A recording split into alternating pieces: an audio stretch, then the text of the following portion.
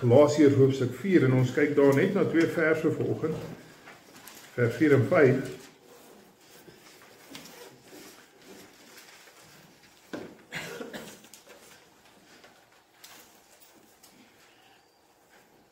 Galasiërs 4 vers 4 en 5. Maar toe die volheid van die tyd gekom het, het God sy seun gestuur. Gebore uit 'n vrou, gebore onder die wet. Die wat onder die wet was, los te koop, sodat ons die aanneming tot kinders kan ontvang. Sover ons geleesde gedeelte. Kom ons vra dat die Here vir ons sal help in ons begrip ook daarvan. Here, ons is dankbaar vir u woord. Ons is dankbaar vir u woord wat mens geword het in Jesus Christus. En ons is dankbaar vir die woord wat behoue gebly het vir ons deur al hierdie eeue, die woord in die vorm van die Bybel, deur u self gespreek en deur die Heilige Gees bekragtig. En ons vra dat die Heilige Gees ook dit nou in ons harte sal bekragtig, tot verheerliking van u naam. Amen. Die skaapbout is in die oond. Die pudding staan al van gisteraand af in die yskas. Die tafeldoek is gewas, die eetgerei is gereed. As 'n geskenkie vir elke genooide gas. Alles is gereed om dit die perfekte Kersfees te maak. En ons hoop dat niks gaan verkeerd loop nie. Ons wil nie enigiemand moet kwaad word nie, ons wil nie enigiemand moet hartseer wees nie.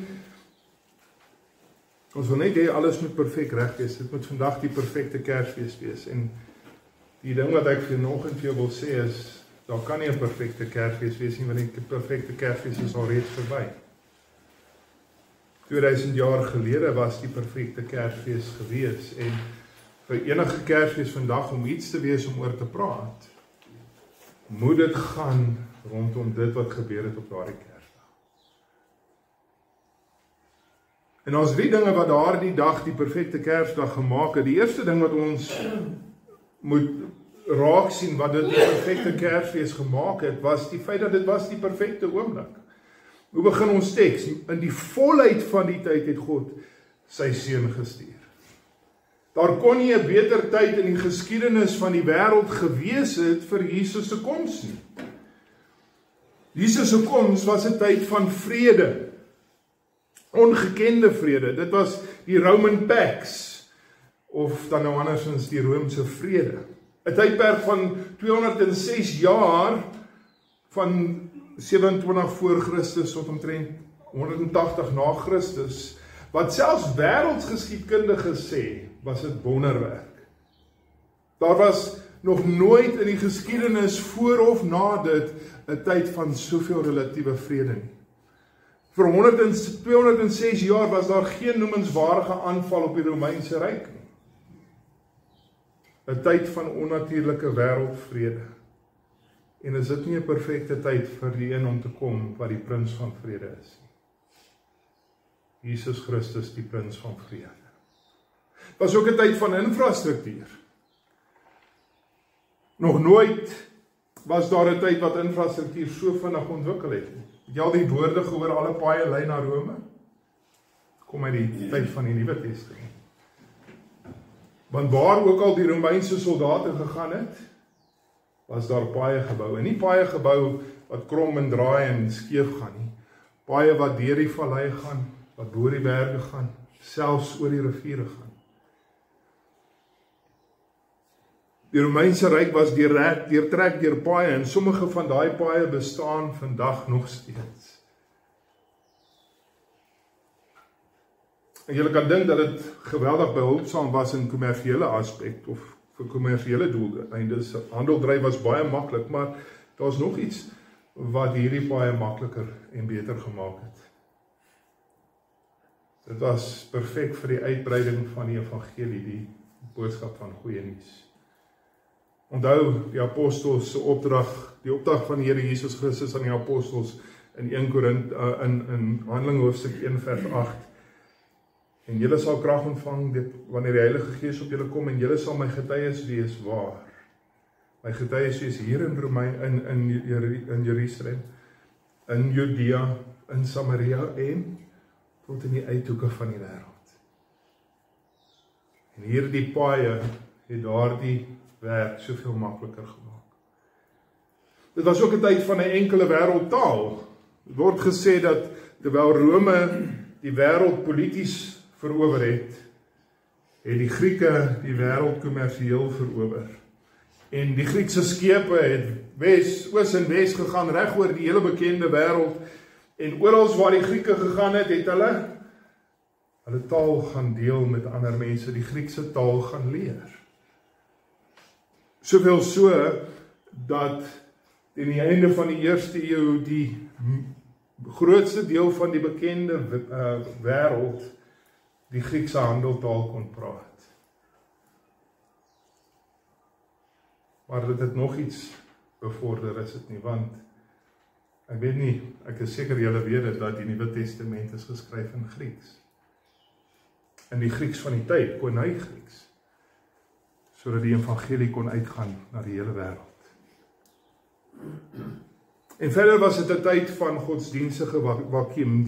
Die Griekse gode wat baie was, het hulle self bewys as vals.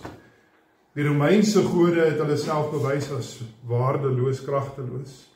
En so daar was 'n desperate soeke na 'n God wat kon hoor, 'n God wat kon sien wat aangaan, 'n God wat iets kon doen aan dit wat gebeur. Paulus praat van daardie leemte in Handelinge 17, toe hy in Athene gekom het, en hy kom daar en hy sien 'n altaar vir elke denkbare God wat bestaan. Dit is nie 'n getuienis van godsdienstige sekerheid nie, is dit. Wanneer daar vir elke denkbare God 'n afbeelding is, dan beteken dit mense is desperaat op soek na 'n God wat iets kan doen.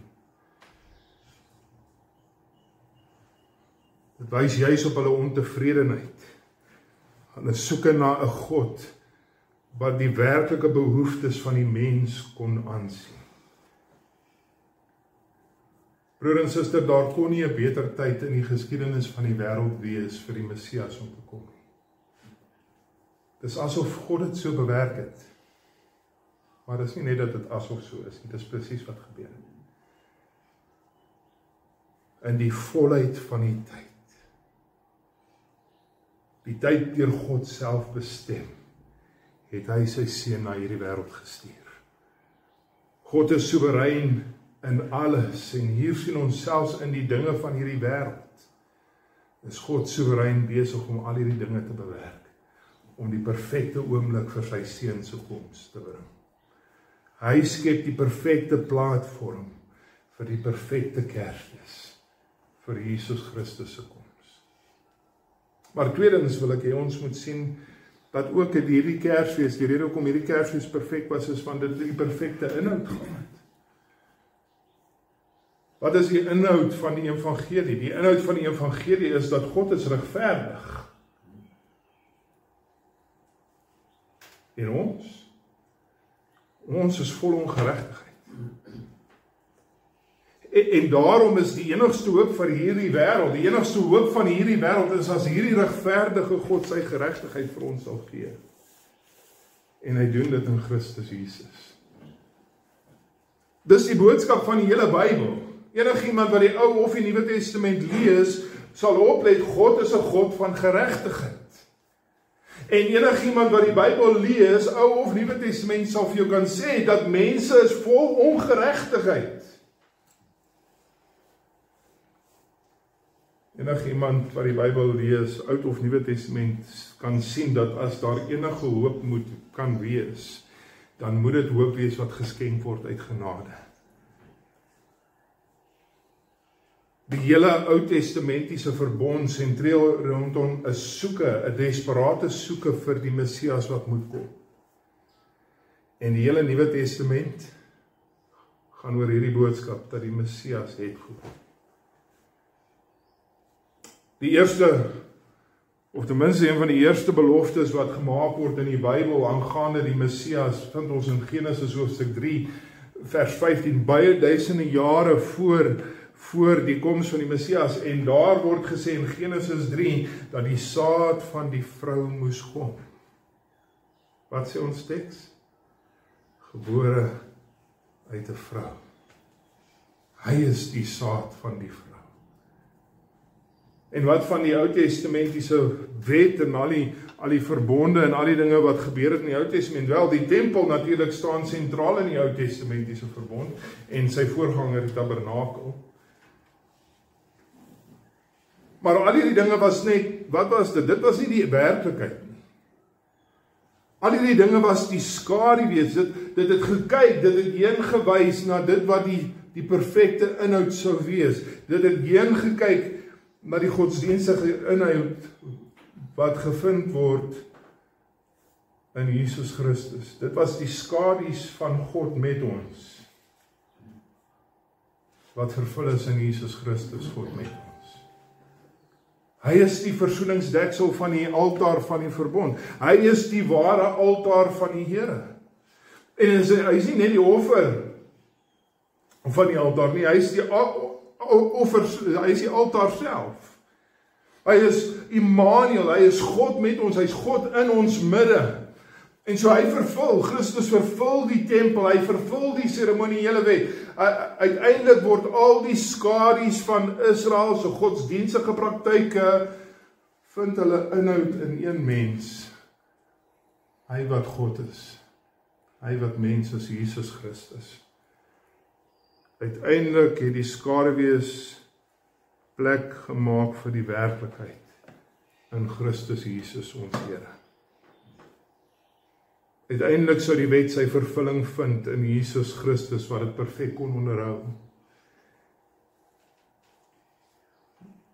Nou as jy dink aan die wet van Israel, as jy dink aan die wet, wat leer die wet ons? Wat sê die wet vir ons? Eintlik is al wat die wet vir ons doen is, dit kom en sê vir ons, dis wat God van my verlang. Wat verlang God van my? Wees heilig, want ek is heilig. Dis wat die wet sê. Dis al wat die wet sê is, wees heilig, want ek is heilig. En die vervulling van die wet is in een wat heilig is, net soos wat God self heilig is, want hy is self God. Want broer en suster, hoe kan ek en jy, hoe kan ons bereik dit wat God van ons verlang? Ons kan nie doen wat God van ons verlang nie, want ons is sondaars. Ons is hopeloos verlore in ons pogings om God tevrede te probeer stel. En dan kom die Messias en hy is die lig in ons duisternis. Hy is my geregtigheid. Ek staan volmaak in hom. God het hom sonde gemaak, sodat ek en jy kan word, wat? Die geregtigheid van God in hom. Elkeen wat in die Here Jesus Christus glo, word gereken deur God as net so regverdig soos die seun van God. Dis 'n geweldige ding. Dis 'n geweldige boodskap. God kom en hy vervang die skaduwees met die werklikheid. Jesus gebore onder die wet, sodat hy die wet perfek kon vervul. Hy is my geregtigheid. God word mens. God kom woon onder mense. Hy is Immanuel. Die tempel en die wet was nooit die inhoud van die geloof nie. Nie in die dae van die Ou Testament nie.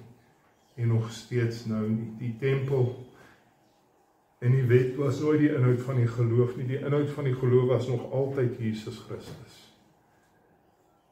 En jou goeie dade, jou gehoorsaamheid aan die Here, dis nie jou hoop nie. Jesus Christus is ons hoop. Soos Gresham Machen gesê het, Christendom is Christus. Christendom is Christus. Ons geregtigheid is deur die geloof in hom alleen, uit genade alleen. God red elkeen wat in Christus is, sodat ons hierdie belofte het, dat wie ook al in hom glo nie verlore sal gaan nie, maar die ewige lewe sal hê.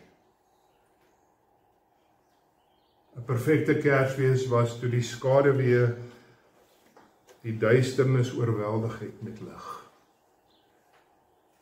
Toe al die beloftes van God hulle inhoud gevind het, en toe God self mens geword het.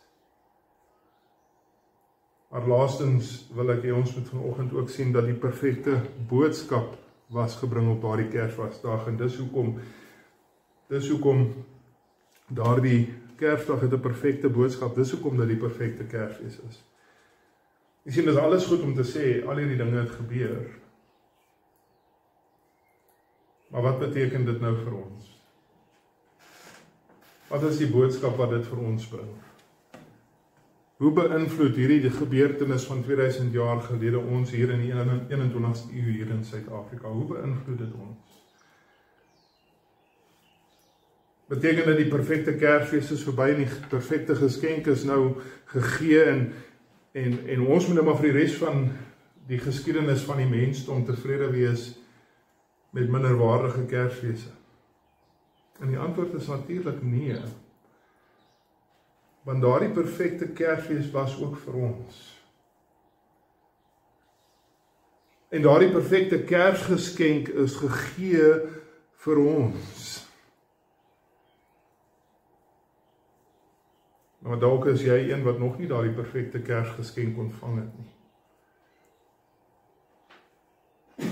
Wat die wonderlike boodskap van Jesus Christus se geboorte en sy lewe en sy dood is, dat hy wat God is, het mens geword, om vir ons sondes te sterf, sodat wie ook al in hom glo, die ewige lewe sal hê. Glo in hom, sodat jy ook die perfekte Kersfees kan hê, sodat jy ook die perfekte Kersgeskenk kan ontvang. Jy sien, broer en suster, elke jaar, elke week, elke dag word ons as gelowiges herinner. Elke jaar, elke week, elke dag ontvang die gelowige opnuut weer hierdie geskenk. Elke keer wanneer ons vergifnis ontvang. Elke keer wanneer ons hoop het en herinner word dat ons is die kinders van God, dat die ewige lewe is ons, word daardie geskenk weer opnuut aan ons gegee. En so vir elkeen van ons wat glo, is vandag ook 'n perfekte Kersfees. Sommige mense redekabel oor is die 25 Desember, die dag waarop Jesus gebore is. Maar ons as gelowiges weet dat elke dag is eintlik Kersdag. En die 25 Desember, of dit nou die dag is waarop hy gebore is of nie, dis net so goed soos enige ander dag om dit te herdenk. Wat saak maak, is dat Christus gekom het. En dit maak vandag die perfekte Kersdag. Al het die gammon verbrand, al het die pudding platgeval, al het die motter die tafeldoek opgevreet en al daag niemand van die gaste op. Al het die diewe gekom laasnag en die geskenke gesteel. En al is sommige van ons geliefdes nie meer met ons. Christus het gekom. En dit maak vir elkeen wat in hom glo, vandag die perfekte Kersdag. Want in die volheid van die tyd het God sy seun gestuur. Gebore uit 'n vrou, gebore onder die wet, om die wat onder die wet was los te koop, sodat ons die aanneming tot kinders kan ontvang. Mag jou Kersdag vandag en van hier af vorentoe gevul wees met Jesus Christus. Want ek stel dit aan jou broer en suster, dis al hoe jy 'n perfekte Kersfees kan hê. Dis as Christus alles is waaroor dit gaan. Amen.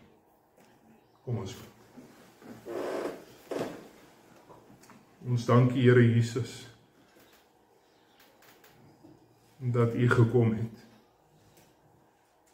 Ons dank U, Hemelse Vader, dat U hom geskenk het. En ons dank U, Heilige Gees, dat U dit warm hou in ons harte. Dat Kersfees gaan oor niks anders as Christus nie.